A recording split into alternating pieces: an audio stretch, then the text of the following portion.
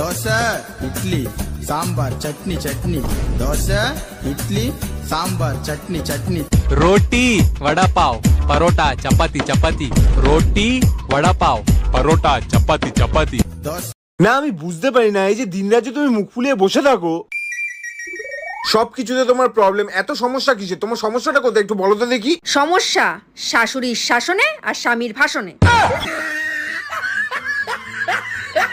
এই আজকে শীত বেশি পড়বে আমারে কম্বল 2টা দিও পাশের বাড়ির ভাবিরে দেখো এখন পর্যন্ত শীতের কম্বলই নামাই নাই ভাবির ব্যাপারটাই আলাদা ভাবির কাছে গেলে শীতের ভিতরেও গোসল করতে ভালো লাগে তাই নাকি তা এ পর্যন্ত ভাবির সাথে কয়বার গোসল করছো আচ্ছা তুমি হাঁসের ডিম মুরগির ডিম কোয়েলের ডিম একসাথে খাইতে দাও কেন এগুলো স্বাদ তো সব একই এটা বোঝানোর জন্য ঘরের বউ আর ভাবিরা একই জিনিস বলো কি তাই নাকি 1 মিনিট আসতেছি এখন আবার তুমি কোথায় যাচ্ছ চেক করে আসি বউ আর ভাবি একই জিনিস কিনা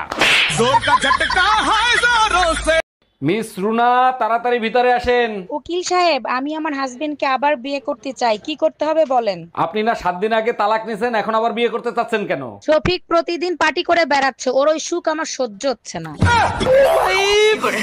সারা দিন ফোন লইয়া বইয়া থাকো ছেলেটার একটু ধর্মকর্ম শিখাইতে পারো না আরে বাবা কাছে পাইলে শিখাই তো কই তোমার ছেলেরে ডাক দাও তো বাবা সায়ান তোমার আব্বু ডাকে তাড়াতাড়ি এদিকে আসো বাবা সায়ান কালকে যা শিখাইছি সেটা এখন ধরবো বলো তো রমজানের প্রথম 10 দিনকে কি বলে রহমত বাহ চমৎকার আর দ্বিতীয় 10 দিনকে বরকত শাবাশ আর তৃতীয় 10 দিনকে ঈদের মার্কেট টুম্পা ভাবির কথা শুনলে মনে হয় গজল শুনতেছি মন প্রাণ জুড়িয়ে যায় তাই নাকি আর আমি কথা বললে তোমার কেমন লাগে 7ই মার্চের ভাষণের মতো লাগে শরীরের রক্ত টকবক টকবক করে ফোটে যতই রক্ত ফুটুক মরার আগ পর্যন্ত এই যুদ্ধে তুই জিততে পারবি না আমি মোমো খেয়েও দেখেছি আমি ফুচকা খেয়েও দেখেছি শান্তিতে শুধু বরের মাথা খেয়ে স্টিলের চামচ 10 টাকা প্লাস্টিকের ঝুড়ি 10 টাকা চুলের কিলিপ 10 টাকা প্লাস্টিকের হাতা 10 টাকা টিপের পাতা 10 টাকা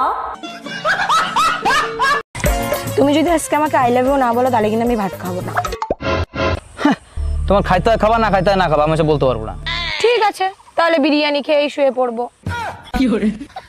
এই যে শুনছেন আপনাকে না আমার অনেক ভালো লাগে আরে তাই নাকি থ্যাংক ইউ আমি আপনাকে বিয়ে করতে চাই বলেন কার কাছ থেকে পারমিশন নিব আপনি এক কাজ করেন থানা থেকে পারমিশন নিয়ে আসেন বিয়ে করতে থানার পারমিশন লাগে না তো পারমিশন লাগে কারণ আমার হাজবেন্ড পুলিশে চাকরি করে এই কি হয়েছে তুমি ল্যাংড়ায় হাঁটতেছো কেন তোমার জন্যই তো আমার এই অবস্থা এখন আবার নাটক করো দেখো বাজে কথা বলবা না আমি আবার তোমার কি করছি ভালো আম তো চোখে দেখো না ল্যাংড়া আম খেয়েই তো আমার এই অবস্থা আচ্ছা শোনো সবাই বলতেছে নতুন বছর নাকি আসতেছে সবাই ঠিকই বলছে নতুন বছর আসতেছে শোনো না আমাদের বাসায় কি আসবে অবশ্যই আসবে আমাদের বাসার ঠিকানা তো জানে না আসবে কি করে তুমি টেনশন নিও না স্টেশনে তোমার ভাইরে পাঠিয়ে দেবো এটা খুব ভালো কাজ এই জানো স্কুলের ম্যাডাম তার ছাত্ররা বিয়ে করছে সর্বনাশ আচ্ছা আইফোনে যদি নোকিয়ার পিন দিয়ে চার্জ দেওয়া হয় তাতে কি কোনোদিন চার্জ হবে বোকার মতো কথা বলো কেন তাতে কি কোনোদিন চার্জ হবে তাইলে ম্যাডামের এখন কি হবে চার্জ দেওয়ার জন্য তোরে ডাকছে এই শোনো আমি কি আগে থেকে অনেক মোটা হয়ে গেছি কেন কি হয়েছে পাশের বাড়ির বৌদি বলছিল পাশের বাড়ি বৌদি বলছিল বৌদি যখন বলেছে তার মানে ঠিকই বলেছে হ্যাঁ আগের থেকে তো অনেকটাই মোটা হয়ে গেছো তাহলে কালকে থেকে আমার ডায়েটিং করা উচিত হ্যাঁ হ্যাঁ করো করো কালকে থেকে ডায়েট শুরু করে দাও ঠিক আছে তাহলে কালকে সকালবেলা স্যালাড বানিয়ে দেবো দুপুরবেলা ডালিয়া বানিয়ে দেবো আর রাতের বেলা স্যুপ বানিয়ে দেবো হ্যাঁ এসব করে খাও তাড়াতাড়ি রোগা হয়ে যাবে এখন এগুলোই খেতে হবে আমাকে আর তোমাকেও আমাকেও খেতে হবে হ্যাঁ তা নয় তো কি আমি ডায়েটিং করবা তুমি ভালো ভালো খাবার খাবে তার মানে কি আমি কেন একটা কবিতা বলো শুনি কবিতা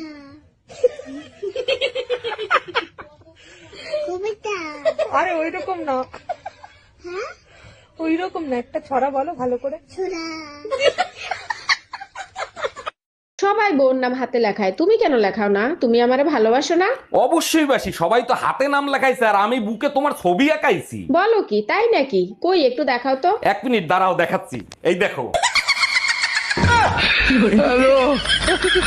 দেখেন অরুণ সাহেব বাচ্চাকে বাঁচাতে পেরেছি বাচ্চার মাকে রাখতে পারিনি ও doctor thank you so much একসাথে 2টা গুড নিউজ দেওয়ার জন্য এত খুশি হয়েন না বাচ্চার চেহারা দেখে বাচ্চার মা পলাইছে আরে পলায় নাই বউ কুরিয়ার সার্ভিসে চাকরি করে ডেলিভারি দিয়ে চলে গেছে আরে ইয়ার, তোর শাড়িটা তো অনেক সুন্দর। এটা হাজবেন্ড এনে দিয়েছিল 20,000 টাকা দিয়ে। মোবাইলটা তো সেই। এটাও হাজবেন্ড এনে দিয়েছিল 40,000 টাকা দিয়ে। তোর হাজবেন্ড না অনেক ভালো। ওটা বাবা এনে দিয়েছিল 50 লাখ দিয়ে। বাবু, তুমি সরকারি চাকরি না পেলে আমাদের সম্পর্কটা বাড়ি থেকে মেনে নেবে না। আমি সরকারি চাকরি পেলে তোমাকে আবার আমার বাড়ি থেকে মেনে নেবে না।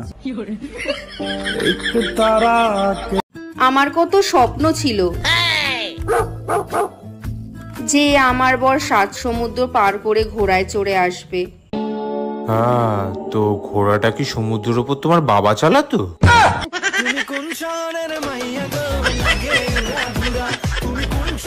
আচ্ছা বেবি, তোমার মিষ্টি কণ্ঠে আমাকে একটা গান শোনাবা? না বেবি, সবার সামনে গান গাইতে আমার লজ্জা করে। শুধু এক লাইন গাও, তাতেই আমার জীবন ধন্য হয়ে যাবে। আচ্ছা ঠিক আছে।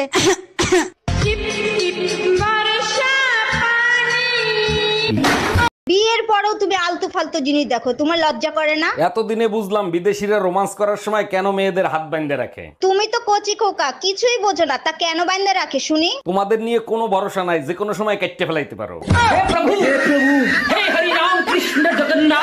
ডাক্তার, আমার বউয়ের এখন কি অবস্থা? তার জ্ঞান কি ফিরছে? ও মাই গড, এগুলো কি বলেন আপনি? আপনার বউ কি অজ্ঞান ছিল? হ্যাঁ, একসাথে অনেক টাকা দেখে অজ্ঞান হয়ে গেছে, তারপরেই তো আপনার কাছে নিয়ে আসছি। বলেন কি, তাই নাকি? আমি তো তার পোস্টমর্টেম করে ফেলাইছি। মানুষ সকালে জল খাবার কখন খায়? এই 8টা 9টা। 8টা 9টা?